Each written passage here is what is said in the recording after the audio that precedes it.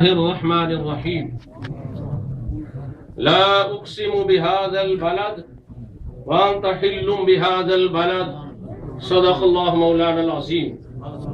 قال الله تبارك وتعالى في شان حبيبي إن الله وملائكته يصلون على النبي يا أيها الذين آمنوا صلوا عليه وسلموا تسليما.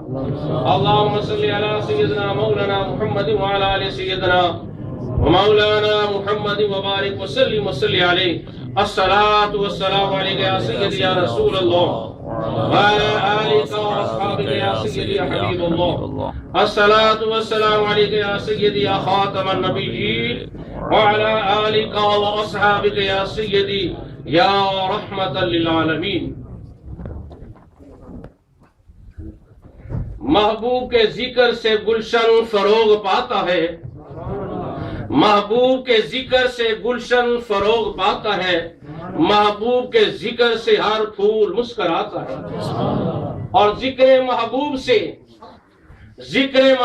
سے گر بار سور جاتے ہیں، ذکر محبوب سے گر بار سور جاتے ہیں، عشق آ جائے تو دل خود نکھر جاتے ہیں.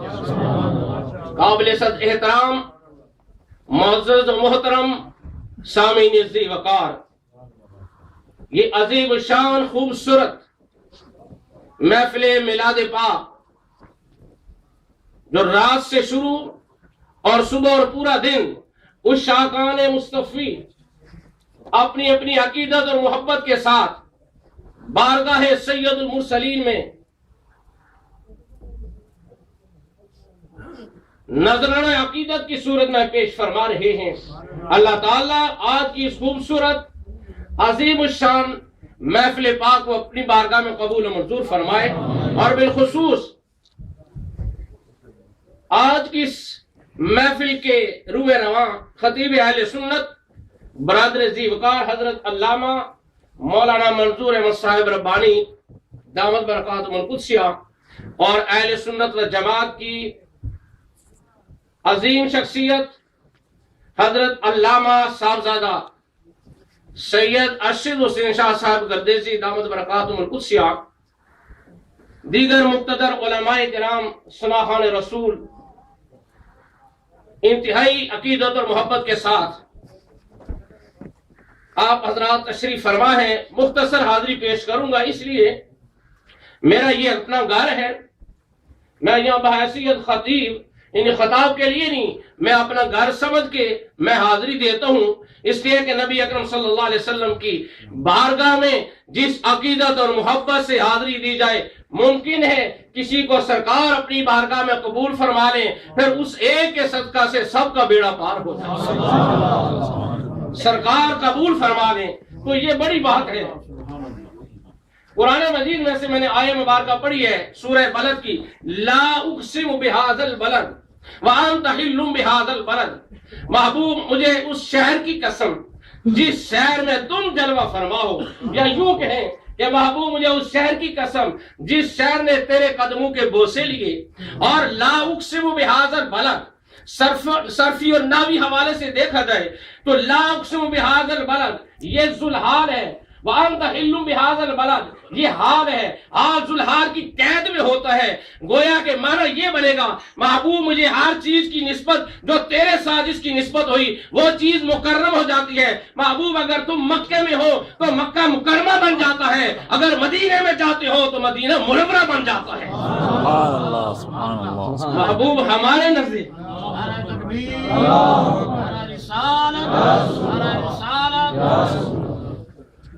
ہر چیز کی نسبت جب اللہ کے محبوب کے ساتھ ہوگی تو وہ چیز عظمت کے حوالے سے، شان اور مرتبے کے حوالے سے وہ چیز بلند ہو جائے گی. دیکھیں مثال کے طور پر ایک ہیرا اگر ہیرا 10 کروڑ کا ہے ایک، تو اس کو اگر کسی تجوری میں بند رکھیں گے تو اس تجوری کی ویلیو 10 کروڑ ہو جائے گی. اور اگر اسی ہیرے کو آپ کسی انگوٹھی میں ڈالیں گے تو اس انگوٹھی کی ویلیو 10 کروڑ ہو جائے گی. اسی ہیرے کو اگر گلے کی ہار میں پہنائیں گے اس کی ویلیو 10 کروڑ ہو جائے گی. گویا کہ اصل قیمت اس ہیرے کی ہے. اصل بات ہے میرے مصطفیٰ کی. اللہ فرماتا ہے محبوب مجھے تیری نسبتوں کا پاس ہے, محبوب مجھے تیری محبت کا پاس ہے, محبوب مجھے تیری رسالت کا پاس ہے, محبوب مجھے تیری عظمت کا پاس ہے, محبوب مجھے تیری شان کا پاس ہے, محبوب مجھے تیری رفت کا پاس ہے. محبوب میں تیری نسبت سے بات کرتا ہوں. کائنات کے اندر جبرائیل امین بھی کہتے ہیں کلمت الارض مشارقہا و مغاربہا, میں نے مشرق اور مغرب کو چھان ڈالا, کملی والے سے حسین پوری کائنات میں نے کوئی نہیں. یا رسول اللہ شان مصطفیٰ زندہ باد. نسبت کی بات نبی اکرم صلی اللہ علیہ وسلم اگر مکہ مکرمہ میں ہیں تو مکہ مکرمہ سب سے افضل, اگر مدینہ تشریف لے جائیں تو مدینہ سب سے افضل, اگر وادی احد میں چلے جائیں تو وادی احد افضل, اگر غار ہرا میں چلے جائیں تو غار ہرا سب سے افضل, اگر غار ثور کے اندر چلے جائیں تو غار ثور سب سے افضل, اگر صدیق اکبر کے کاندھے پہ چلے جائیں تو صدیق اکبر سب سے افضل, اگر آپ کا سر اقدس عائشہ صدیقہ کے زانوں پہ رکھ لے عائشہ صدیقہ سب سے افضل, اگر میرے آقا علیہ الصلوۃ والسلام محو فرش ہے کہاں مدینہ منورہ کے اندر جس جگہ محو حرام ہے وہ پوری کائنات سے افضل, یہاں تک کہ عرش اولا سے بھی افضل ہے. سبحان اللہ سبحان اللہ. محبوب یہ تیری نسبت کی بات ہے, محبوب یہ تیری نسبت کی بات ہے. نسبت بڑی چیز ہے نا, اللہ کو یہ نسبت بڑی پسند ہے. اللہ فرماتا ہے مجھے یہ نسبت بڑی پسند ہے. محبوب تیری نسبت میرے ساتھ, میری نسبت تیرے ساتھ. دیکھیں نا قرآن میں آتا ہے فَلَا وَرَبِّكَ لَا يُؤْمِنُونَ, محبوب مجھے تیرے رب کی قسم, رب خود قسم اٹھاتا ہے محبوب تیرے رب کی قسم. اب دیکھنا یہ ہے کیا رب محبوب کا ہی رب ہے؟ نہیں, علماء فرماتے ہیں کہ رب پوری کائنات کا رب ہے. اور میں محبوب بے شک میں کعبے کا بھی رب ہوں, بے شک بیت المعمور کا بھی رب ہوں, بے شک میں عرش کا بھی رب ہوں, بے شک میں مشرق کا بھی رب ہوں, بے شک میں مغرب کا بھی رب ہوں, بے شک میں شمال کا بھی رب ہوں, بے شک میں جنوب کا بھی رب ہوں, بے شک میں زمین کا بھی رب ہوں, بے شک میں آسمان کا بھی رب ہوں. مگر مجھے ناز اس بات پہ نہیں کہ مجھے اس بات پہ ناز نہیں کہ میں کعبے کا رب ہوں, مجھے اس بات پہ ناز نہیں بیت المعمور کا رب ہوں, مجھے اس بات پہ ناز نہیں عرش معلیٰ کا رب ہوں, مجھے اس بات پہ ناز نہیں میں زمین و آسمان کا رب ہوں. محبوب مجھے اگر ناز ہے صرف اس بات پہ ناز ہے کہ محبوب میرے محبوب محمد مصطفیٰ, مجھے ناز ہے تو اس بات پہ ناز ہے کہ محبوب میں تیرا رب ہوں, تیری نسبت میرے ساتھ ہے اور میری نسبت تیرے ساتھ. سبحان اللہ سبحان اللہ. فرمایا الم تر کیف فعل ربک باصحاب الفیل, محبوب کے آپ نے ان ہاتھی والوں کا حال نہ دیکھا؟ یہاں بھی نسبت محبوب کے آپ نے نہیں دیکھا. تبارک الذی نزل الفرقان علی عبدہ, یہاں بھی نسبت لوٹائی جا رہی ہے. اور اس سے بعد امام علوسی بغدادی رحمۃ اللہ علیہ ایک بڑا خوبصورت نقطہ حضرت آپ نے بیان فرمایا. آپ فرماتے ہیں وَلِكُلِّ وِجْهَةٌ هُوَ مُوَلِّيهَا, اس کے تحت امام علوسی رحمۃ اللہ علیہ فرماتے ہیں وَلِكُلِّ وِجْهَةٌ هُوَ مُوَلِّيهَا کہ اللہ نے ہر ایک کے لیے ایک سمت اور ایک جہت رکھی ہے جس کی طرف وہ نماز پڑھتا ہے, روح کر کے عبادت کرتا ہے. فرمایا اسی طرح مقربین کے لیے ان کا قبلہ, مقربین کے لیے عرش ان کا قبلہ, اور اس کے بعد روحانی جن کے لیے کرسی ان کا قبلہ, قربین کے لیے بیت المعمور ان کا قبلہ, اس کے بعد انبیاء سابقین کے لیے, انبیاء مرسلین کے لیے بیت المقدس قبلہ, اور میرے محبوب تیرا قبلہ کعبہ ہے. مگر یہ یاد رکھ محبوب یہ تیرے جسم کا کعبہ ہے. محبوب یہ قبلہ یہ نہ سمجھنا کہ یہ تیرے روح کا ہے, محبوب نہیں یہ تیرے جسم کا ہے. یا اللہ میرے روح کا قبلہ کیا ہے؟ اور میرا محبوب یہ پوچھنا چاہتے ہو تیرے روح کا قبلہ میری ذات ہے اور میرا قبلہ محبوب تیری ذات ہے. بہت اچھا محبوب تیرا قبلہ. اب یہاں ایک اعتراض وارد ہوتا ہے کہ حضور کا قبلہ اللہ کی ذات تو درست ہے, رب کا قبلہ حضور کی ذات یہ کیسے ہو سکتا ہے؟ علماء فرماتے ہیں کہ یہاں اس سے مراد یہ ہے, کوئی یہ نہ سمجھے کہ اس سے مراد عبادت ہے, عبادت مراد رہی.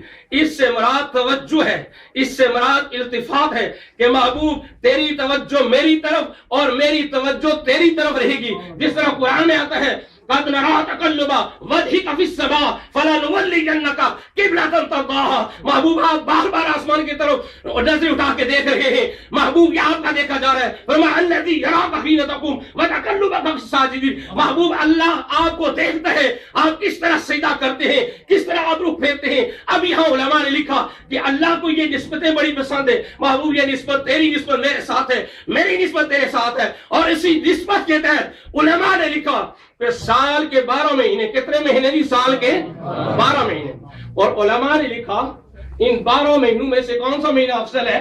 ماہ رمضان. یہ پتہ ہے نا آپ کو. سوال پیدا ہوتا ہے کہ 12 مہینوں میں افضل ہے رمضان, مگر خدا کی شان دیکھیں کہ حضور کی ولادت رمضان میں نہ ہوئی. کیا حکمت ہے؟ خدا کی شان دیکھیں. چاہیے تو یہ تھا کہ حضور پوری کائنات سے افضل تھے, تو افضل تھے تو افضل مہینے میں انہیں پیدا ولادت ہونی چاہیے تھی. معاملہ کیا ہے؟ اور پھر اس کے بعد مہینوں کے اندر اگر غور کرے, کون سا مہینہ؟ رمضان شریف. راتوں کے اندر دیکھیں لیلۃ القدر والی رات, مگر حضور کی ولادت لیلۃ القدر والی رات نہیں ہوئی. جمعہ کے اندر دیکھیں, جمعہ عظمت والا ہے.